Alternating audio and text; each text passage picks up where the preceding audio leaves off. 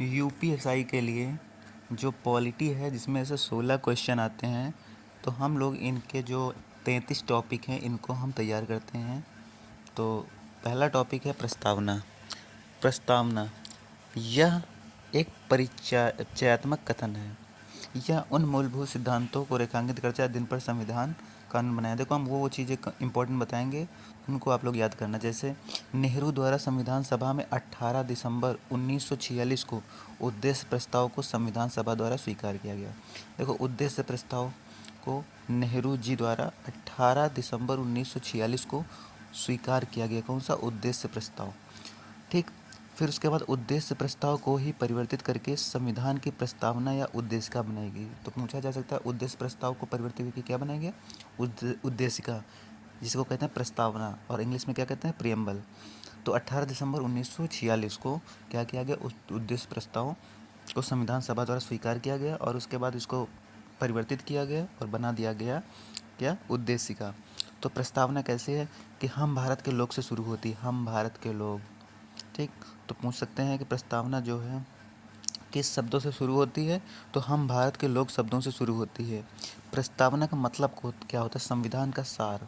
सार क्या होता है कि पूरी जो प्रस्तावना है या संविधान पूरा है तो उसका क्या है कि सार, उसी को संक्षेप में लिखा गया है, तो संविधान का सार कहते हैं। प्रस्तावना को भारतीय संविधान की आत्मा कहते हैं। प्रस्तावना को भारतीय संविधान की आत्मा कहते हैं। ठीक। भारतीय संविधान की मूल प्रति भारतीय संसद में हीलियम बॉक्स में रखी गई है। तो जो मूल संविधान, जो हमारा संविधान की जो बुक है, पुस्तक है, वो कहाँ पे रखी है? तो ये रखी भारतीय संसद में। भारतीय संसद में रखी है। और किस में रखी? हीलियम का एक बॉक्स है, उसमें रखी है। प्रस्तावना की भाषा कौन कौन सी है? तो प्रस्तावना 2 भाषा में लिखी गई, एक हिंदी और अंग्रेजी में लिखी गई है। प्रस्तावना का विचार कहाँ से लिया गया? प्रस्तावना, देखो कोई भी बुक है, प्रस्तावना सबसे फ्रंट पे ही प्रस्तावना रहती है, हम भारत के लोग से शुरू होती है। ठीक। तो इसमें क्या है, कहाँ से लिया गया, विचार कहाँ से लिया गया? अमेरिका। कोई भी बुक बनाएंगे सबसे फ्रंट पेज को अमीर लोग ऐसे याद कर लेना, अमेरिका से लिया गया है। और भाषा कहाँ से ली गई है? ऑस्ट्रेलिया से ली गई। भाषा ऑस्ट्रेलिया से। और प्रस्तावना का विचार कहाँ से लिया गया है? अमेरिका से। तथा अमेरिका विश्व का पहला देश है जिसने संविधान में प्रस्तावना का उल्लेख किया है। तो ठीक है, तो पहले पेज का तो पता हो गया कि उद्देश्य प्रस्ताव क्या है। कि उद्देश्य प्रस्ताव को 18 दिसंबर 1946 को उद्देश्य प्रस्ताव को संविधान सभा द्वारा स्वीकार किया गया। इसका नाम बदल कर क्या कर दिया गया? प्रस्तावना या उद्देशिका। प्रस्तावना कैसे शुरू होती है? हम भारत के लोगों से शुरू होती है। ठीक, शब्दों से शुरू होती है। और इसका मतलब क्या होता है कि संविधान का सार। प्रस्तावना को ही संविधान की आत्मा कहते हैं। और ये जो संविधान की पुस्तक है कहाँ रखी है?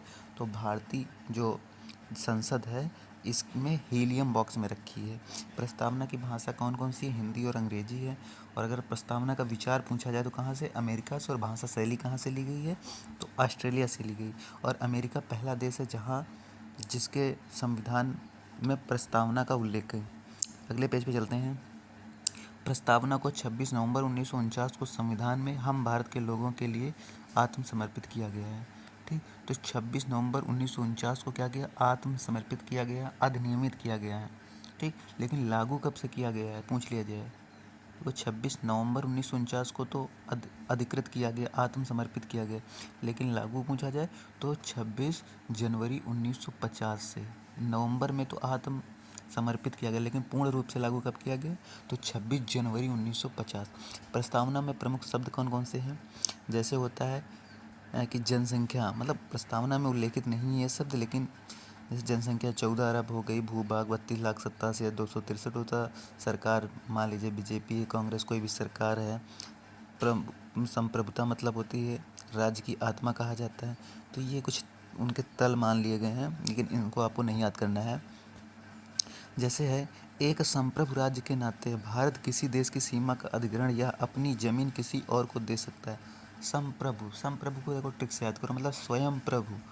आप स्वयं प्रभु मान लो होगे तो आप अपनी ज़मीन किसी को दे सकते हैं। ठीक, किसी को दे सकते हैं या अधिग्रहण कर सकते हैं, ऐसे याद कर लेना संप्रभु। देखो इनके मतलब भी पूछते हैं कि संप्रभुता का मतलब क्या होता है। संप्रभुता का मतलब होता है स्वयं निर्णय करना या किसी की ज़मीन या हाँ, अपनी ज़मीन किसी को देना, ये संप्रभुता होता है। प्रस्तावना में संशोधन मात्र एक बार हुआ है, एक बार संशोधन हुआ है। तो कौन सा संविधान संशोधन हुआ था? पहले एकमात्र संशोधन हुआ है 42वां संविधान संशोधन 1976। इसमें 3 शब्द जोड़े गए हैं, SPA समाजवादी, पंथ निरपेक्ष और अखंडता। SPA समाजवादी, पंथ निरपेक्ष और अखंडता। समाजवादी का मतलब क्या होता है? समाजवादी शब्द लोकतांत्रिक समाजवाद है, ना कि साम्यवादी समाजवाद। ठीक, तो ये लोकतांत्रिक समाजवाद है, मतलब लोगों का जो है ना। भारत में लोगों को महत्व दिया जाता है, इसलिए मिश्रित समाजवाद है। भारत में कैसा समाजवाद है? तो मिश्रित समाजवाद है। भारत में लोगों को जो है ना, भारत में दोनों को महत्व दिया जाता है, इसलिए मिश्रित समाजवाद है। लोकतांत्रिक समाजवाद का उद्देश्य गरीबी, उपेक्षा, बीमारी व असमानता समाप्त करना है। भारतीय समाजवाद मार्क्स व गांधी का मिला जुला रूप है। देखो, इस पेज में आपको क्या करना है, समाजवादी का मतलब मेन है भारतीय समाजवाद मार्क्स व गांधी का मिला जुला रूप है। अच्छा, फिर उसके बाद आता धर्मनिरपेक्ष या पंथ निरपेक्ष का मतलब क्या होता है? धर्म से कोई अपेक्षा न हो, मतलब भारत का कोई धर्म नहीं है। ठीक, भारत का कोई धर्म नहीं है। धर्मनिरपेक्ष का मतलब ये हो गया। उदाहरण जैसे है फ्रांस, फ्रांस का कोई धर्म नहीं है, कानून सर्वोपरि है। ठीक। अच्छा, संविधान के क्रम में कैसे रखे गए हैं ये शब्द? तो प्रभु संपन्न, समाजवादी, पंथ निरपेक्ष, लोक गणराज्य। तो PSPL, प्रभु संपन्न, समाजवादी, पंथ निरपेक्ष, लोकतंत्र, गणराज्य। पंथ निरपेक्ष क्या होता है? किसी भी पंथ को अपना सकते हैं। पंथ मतलब क्या हो? रास्ता, एक पंथ दो काज वाला ना। पंथ निरपेक्ष मतलब कि तो किसी भी पंथ को अपना सकते हैं। गणराज्य का मतलब क्या होता है? कि देश का प्रमुख जनता द्वारा प्रत्यक्ष या अप्रत्यक्ष रूप से निर्वाचित होगा। गणराज्य क्या होगा? कि लोग, मतलब जो चुनाव होगा वो लोगों द्वारा होगा। ठीक, कोई कोई देश जो है गणराज्य नहीं है, तो उसमें क्या होता है, ऐसे ही चुन लिया जाता है। जैसे निरंकुश शासन, मतलब मान लो कहीं भी होता नहीं है कि राजा का लड़का राजा होगा, ऐसा होता है। लेकिन भारत में ऐसा नहीं है। भारत में गणराज्य है। गण मतलब लोग, लोगों के द्वारा चुना जाना है। पंथ निरपेक्ष मतलब किसी भी रास्ते को अपना सकते हैं। धर्मनिरपेक्ष मतलब भारत का कोई धर्म नहीं है, सबके लिए धर्म बराबर है। संप्रभुता बताया भी, स्वयं प्रभु किसी एक व्यक्ति की बजाय जनता में होगी तथा किसी विशेषाधिकार प्राप्त वर्ग की अनुपस्थिति। देखो, ऐसे ही जैसे इसमें लिखा है उस हिसाब से नहीं हम आपको याद करा रहे। धर्मनिरपेक्ष मतलब क्या होता है? कि सभी के लिए धर्म समान है, ये कोई भारत का धर्म नहीं है। पंथ निरपेक्ष, आप किसी भी पंथ को अपना सकते हैं। गणराज्य मतलब लोगों के द्वारा नेता चुना जाना है। संप्रभुता मतलब हो गया स्वयं प्रभु हो। हाँ, ऐसे याद कर लेना। अगला है, संविधान में न्याय कितने प्रकार के हैं? 3 प्रकार के हैं, तो याद करना। संयारा, सा से सामाजिक, आ से आर्थिक और रा से राजनीतिक। सामाजिक, आर्थिक और राजनीतिक, संयारा। 3 प्रकार के न्याय हैं। संविधान में स्वतंत्रता 5 प्रकार की है। कौन कौन सी हैं? अभिव्यक्ति की स्वतंत्रता, विश्वास की स्वतंत्रता, विचार की स्वतंत्रता, धर्म की स्वतंत्रता और उपासना की स्वतंत्रता। ठीक, AVVDU, AVVDU याद कर लेना। अभिव्यक्ति V से, विश्वास V, विचार DU, AVVDU, ऐसे याद कर लेना। ये 5 प्रकार की स्वतंत्रता है। स्वतंत्रता। अगला है, हमारी प्रस्तावना में स्वतंत्रता, समता और बंधुता के आदर्श को फ्रांस की क्रांति से लिया गया है। अच्छा, अभी हमने बताया है कि वो SSB, स्वतंत्रता, समता और बंधुता, इनको फ्रांस की क्रांति से लिया गया है। 1789 से 99 है फ्रांस की क्रांति। तो SSB कहाँ से लिया गया है? स्वतंत्रता, समता और बंधुता कहाँ से लिया गया है? तो बताना फ्रांस की क्रांति से। और जो 3 प्रकार के न्याय बताए हैं, संयारा, सामाजिक, आर्थिक, राजनीतिक, ये कहाँ से लिए गए हैं? तो रूस की क्रांति से। अगला है बेरूवाड़ी संघ मामला 1960। बेरूवाड़ी संघ मामला 1960 में क्या हुआ कि अंग माना गया, किसको? प्रस्तावना संविधान का अंग नहीं है। बेरूवाड़ीवाद में क्या कहा गया? संविधान मतलब प्रस्तावना संविधान का अंग नहीं है और आप इसमें संशोधन नहीं कर सकते हैं। फिर उसके बाद क्या हुआ? प्रस्तावना में संविधान सभा की महान व आदर्श सोच उल्लेखित है।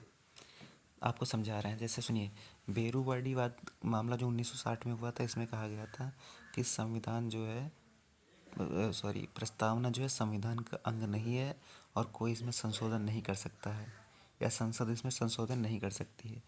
लेकिन केशवानंद भारती मामला आया 1973 में, उसमें कहा गया कि 13 जजों की बेंच थी, जो कि अभी तक की सबसे बड़ी बेंच थी। 13 जज थे उसमें। तो उसमें कहा गया कि प्रस्तावना संविधान का अंग है तथा इसमें संशोधन किया जा सकता है। और प्रस्तावना में फिर 3 साल बाद 1976 में संशोधन किया गया। समाजवाद, पंथनिरपेक्षता और अखंडता, ये 3 शब्द जोड़े गए। तो अभी बताया प्रस्तावना में 3 प्रकार के न्याय हैं, 5 प्रकार की स्वतंत्रता है और 2 प्रकार की समानता है और 1 प्रकार का भ्रातृत्व है, भाईचारा, भ्रातृत्व है। प्रस्तावना का विधिक स्वरूप यह है कि उसकी प्रवृत्ति न्याय योग्य नहीं है। हाँ, ये क्वेश्चन बहुत पूछा जाता है कि प्रस्तावना का विधिक स्वरूप यह है कि इसकी प्रवृत्ति न्याय योग्य नहीं है, इसे लागू नहीं कर सकते हैं। न्याय योग्य नहीं है और इसे लागू नहीं कर सकते। अगला चलते हैं, प्रस्तावना पर दार्शनिक कौन कौन से हैं। तो के.एम. मुंशी ने प्रस्तावना को क्या कहा? राजनैतिक जन्मपत्री कहा है। देखो, मुंशी होंगे, ठीक, पढ़े लिखे हैं, तो जन्मपत्री बता दिया। कहते हैं ना, स्कूल में जाओ मुंशी के पास जन्म प्रमाण पत्र मांगते हैं, तो जन्मपत्री कह दिया। ठाकुरदास भार्गव ने कहा क्या? संविधान की आत्मा कहा, आत्मा कहा ठाकुरदास भार्गव, ठीक। नाना पालकी वाला ने क्या कहा? संविधान का परिचय पत्र। तो नाना जो है पालकी वाले, वो परिचय पत्र। नाना जो है पालक बेचते हैं, वो क्या कहते हैं? परिचय पत्र। परिचय बताओ, कोई भी आता है तो कहते हैं परिचय पहले बताओ। पालक लेना है तो परिचय बताओ। एक है सुभाष कश्यप, इन्होंने क्या कहा? संविधान शरीर है तो प्रस्तावना उसकी आत्मा है। सुभाष कश्यप, सुभाष, संविधान शरीर है तो प्रस्तावना उसकी आत्मा। आह्लाद कृष्ण अय्यर, इन्होंने क्या कहा? प्रस्तावना हमारे दीर्घकालीन सपनों का परिणाम है। आह्लादी, अल्लाह लिखा, आह्लादी, प्रस्तावना हमारे दीर्घकालिक सपनों का परिणाम, आह्लादी। स्वामी, सो रहे हैं, उसमें सपना देख रहे हैं, ऐसे याद कर लेना। B.R. अम्बेडकर, संविधान को एक पवित्र दस्तावेज और संवैधानिक उपचारों के अधिकार को संविधान की आत्मा कहा है। देश के अंदर सर्वोच्च संप्रभुता मतलब होता है हम भारत के लोगों में निहित है।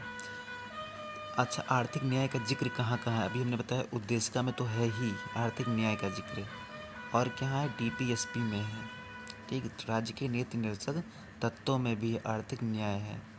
अच्छा, भारतीय संविधान की प्रस्तावना में जिन आदर्श एवं उद्देश्यों की रूपरेखा दी गई है, उनकी व्याख्या, जो जो शब्द हैं उनकी व्याख्या कहाँ है? मूल अधिकारों में भी और DPSP में भी है, दिया गया है। हिंदी, उद्देशिका में हिंदी का प्रयोग किसने किया? तो बसंत कृष्ण वैध ने, बसंत कृष्ण वैध ने। उसके बाद है, मूल संविधान में राष्ट्र की एकता और अखंडता नहीं है थी। एकता और अखंडता कहाँ थी? लेकिन बाद में क्या हुआ? इसमें संविधान संशोधन हुआ, 42वां संविधान संशोधन, और इसमें क्या हुआ कि जोड़ दिया गया। तो आई होप आप लोगों को समझ में आया होगा। तो 14 मिनट में आप प्रस्तावना का कंप्लीट रिवीजन कर सकते हैं।